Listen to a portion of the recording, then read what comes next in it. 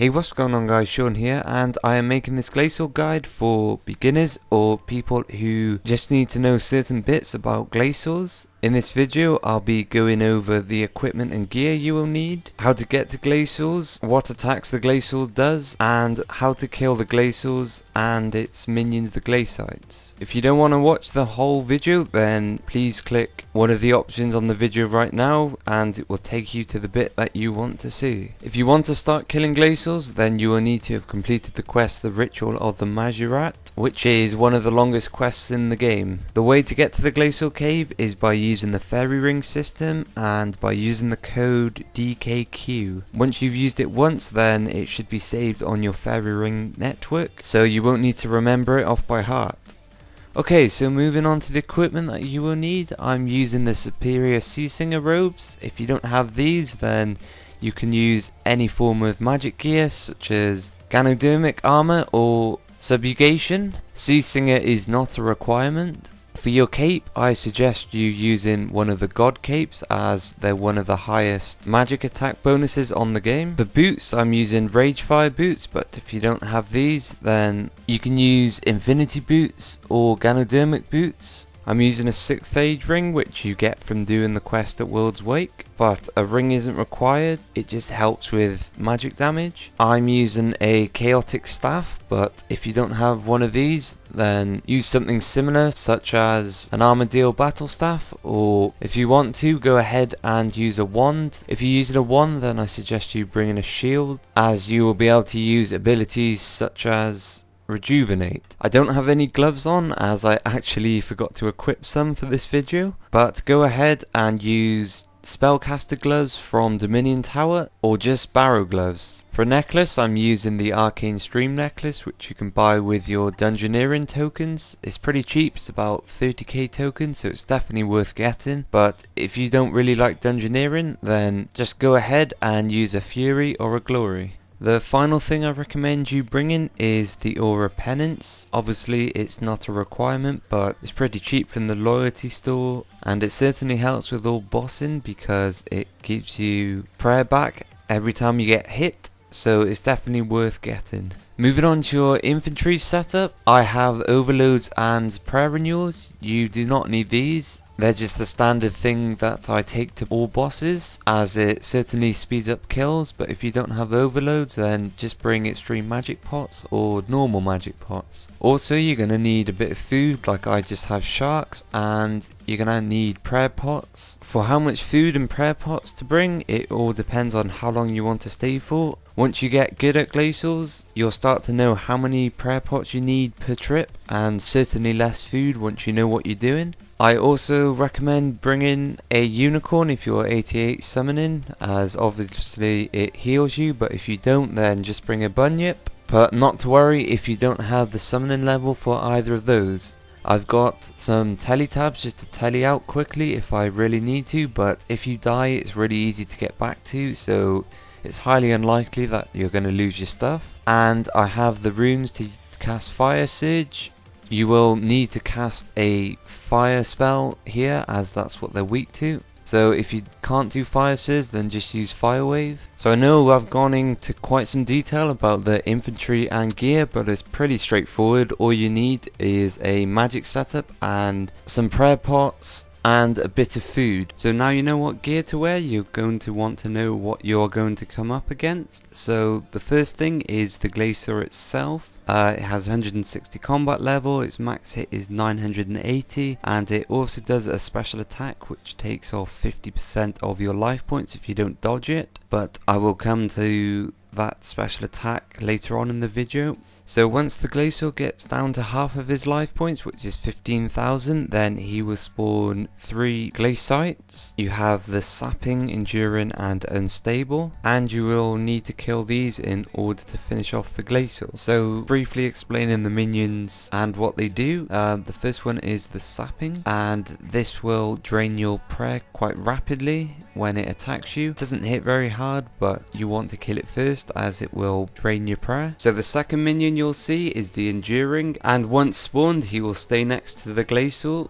so you have to attack him in order to lure him over to you. This is important as the further away he is from the Glacor, then the easier he is to kill, because his defense level right next to the Glacor is extremely high and it takes quite a while to kill. But not to worry, because I will go over that when I start showing you how to kill them. And the final minion is the Unstable, and this is probably by far the most annoying minion, as he has a special attack which reduces your HP level by 33%. So the trait of the Unstable is basically it explodes. So he has a bar above his head, and when it reaches full, he will explode and will deal 33% of your life points. But also when he explodes, he damages 90% of his life points. So he's pretty easy to kill, so don't be put off by his explosions. So that's the Glacors and the minions explained in detail. The only thing you need to really remember is to attack the Enduring after he spawns the minions. So the Enduring gets lured over to you, and then after he is lured onto you, kill them in the order of the Sapping, then the Enduring,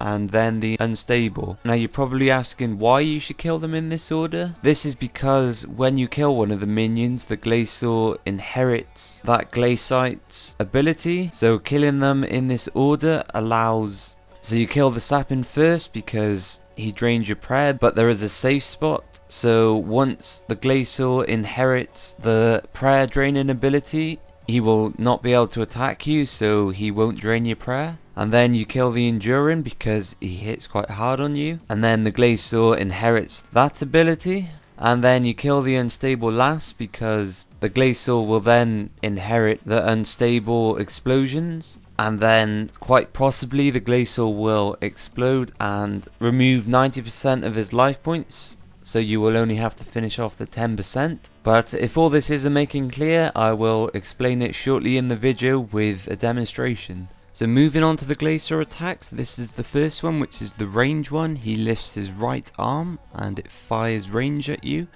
And then the mage one is when he lifts his left arm and he fires a ball at you. For starting out, I would pray whatever attack he is doing on you just to get used to it, and then when you get a bit more familiar, you can use Soul Split if you have 92 prayer. And for his special attack that I was talking about earlier, he will fire a load of spikes at you, like so. Thumbs up for slow motion spike. And if you get hit by this, like so, you will get your life points halved by 50%. So try and avoid it. The way to avoid it is by stepping one place to the side of it, like shown on the screen right now. So moving on to killing the Glacors now.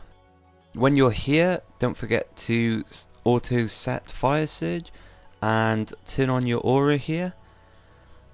Once you've done those two, you can go ahead and start killing. So there are quite a few safe spots around here, such as here, here, here. They're all safe spots when you get onto the minions, as I will show you in a second.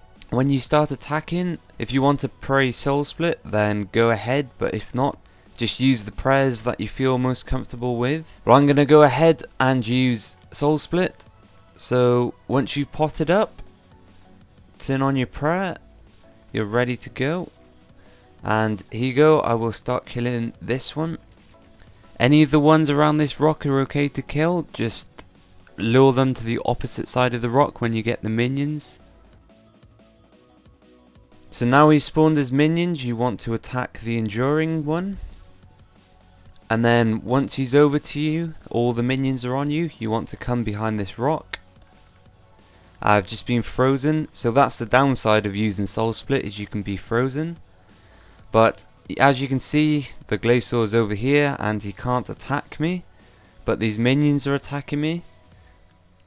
So here's the Unstable, the Sapping and the Enduring. As I said, kill the Sapping first. And once the Sapping is dead, you want to go ahead and kill the Enduring. But be careful of the Unstable, because you see that orange bars building up. He's about to explode. You want to move out of the way from him.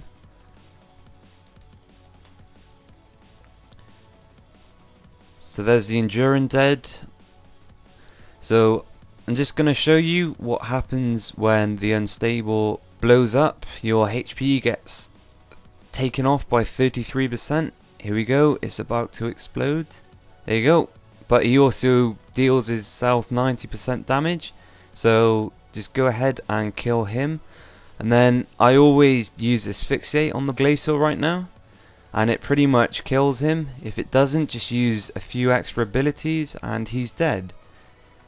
So they're not actually that difficult to kill anymore, it just takes a bit of practice. A few little tips from me that I always find useful is use Wild Magic on the Sapin when you get it on you, because it pretty much 2-hits him, and then use Asphyxiate on the Glacor after you've killed the minions. Doing those abilities at the time I just said seems to make the kill go quicker, which makes you kill more in a trip. So that's all I wanted to share with the Glacors. You can pretty much kill any of them. Some of them you can't safe spot, but once you get used to Glacors you don't even really need to use the safe spot.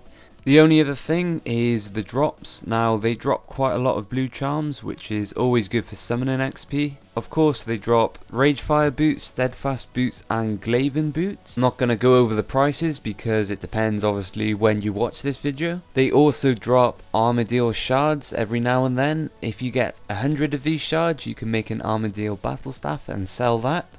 Or alternatively, you can use the shards to craft Armadillo runes, which is used for the spells of the Storm of Armadillo. So thanks for watching guys. If you enjoyed this video or found it very useful, then please give it a thumbs up and subscribe to us, because quite a lot of time went into producing this video. So thanks for watching and good luck on hunting Glacors.